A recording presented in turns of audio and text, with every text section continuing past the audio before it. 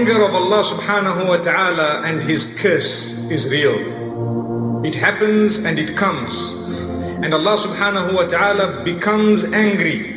As much as we've learned that He is extremely merciful, the most merciful, there are sometimes certain actions that we engage in that earn the wrath of Allah subhanahu wa ta'ala. The Quran has addressed us as well as all mankind regarding the anger and wrath of Allah subhanahu wa ta'ala. The idea of that is for us to take heed. We must make sure we are not engaged in those type of deeds.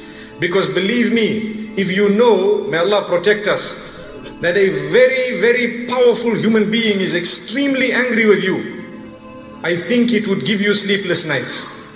More so if we are to give you even a cheaper example.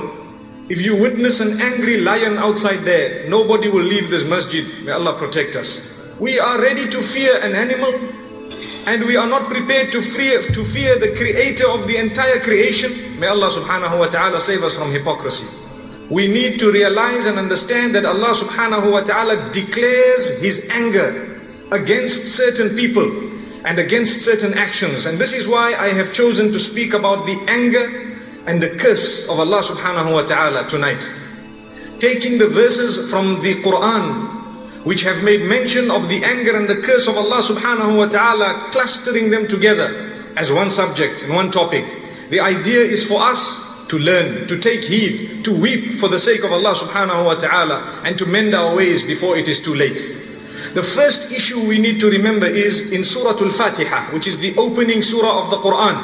Allah subhanahu wa ta'ala makes mention of a dua. And I've mentioned this dua where Allah subhanahu wa ta'ala says, اهدنا الصراط المستقيم, guide us to the straight path. That is by far the most important prayer that anyone could make. Now the rest of the surah is connected to what the straight path is. Ya Allah, grant us the path of those whom you have favored, and do not grant us the path of those who have earned your anger.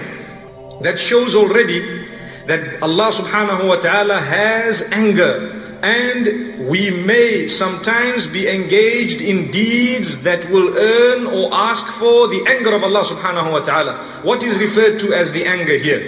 They are هُمُ الَّذِينَ عَرَفُوا الْحَقَّ وَتَرَكُوهُ. They are those who knew the truth but left it.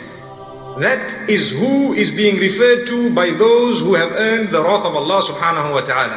The people of the book as well as all others who have known the truth. They knew what the truth was. They knew that this is what we are waiting for. We are waiting for this sign and that sign. When the messenger came to them with all those signs, they preferred to cover their book and turn it and twist it and hide it. And they preferred not to accept the message solely because of the fact that he was from amongst the Arabs and he was not from amongst them. The same applies to every single one of us. If we know the truth, we know the Quran, we claim to believe it, we claim to accept it, we know the messenger, we know the messengers, we know the revelation, we know the sunnah of the Prophet sallallahu alaihi wasallam. If we then reject it and turn away from it, we will earn the wrath of Allah subhanahu wa ta'ala. And if Allah is angry with us, believe me, it spells doom for us. May Allah subhanahu wa ta'ala protect us. وَإِنَّ عَلَيْكَ اللَّعْنَةَ إِلَى يَوْمِ الدِّينِ. Iblis, for you is the curse of Allah until the day of Qiyamah. May Allah subhanahu wa ta'ala save us. One might ask that what were the details of what shaitan did in order to earn the curse of Allah subhanahu wa ta'ala? It's important we know it. Because if we engage in the same deed, wallahi, we will be asking for the curse of the Creator Himself. Listen to what Allah says. The deed that shaitan committed was pride and arrogance, haughtiness and ingratitude. He was ungrateful. Allah gave him everything, he still turned away from Allah. And this shows us whenever we engage in haughtiness and pride, we will be expelled from the mercy of Allah subhanahu wa ta'ala. He will take away from us our happiness and our goodness, and He will kick us right out. May Allah subhanahu wa ta'ala protect us all. Therefore, don't be lazy when it comes to getting up for Salatul Fajr. Don't be lazy when it comes to the other salawat, to fulfill the 5 daily prayers that we have. Because Allah subhanahu wa ta'ala is the one who gave us 24 hours. He's asking us for 24 minutes.